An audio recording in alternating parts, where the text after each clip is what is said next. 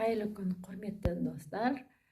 Әрбір этикет ережесінің немесе талабының өзара құрметке негізделген себебі мен мағынасы бар.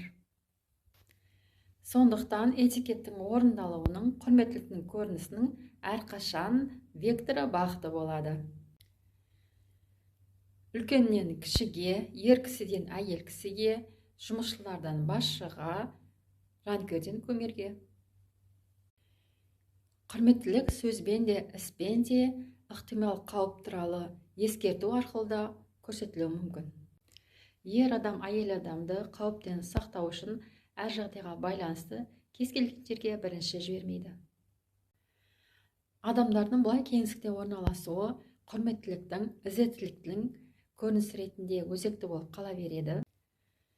Бірақ мегаполистердің қазіргі заманғы жағдайлары икемді тәсіл мен орналасу вариациясын талап етеді.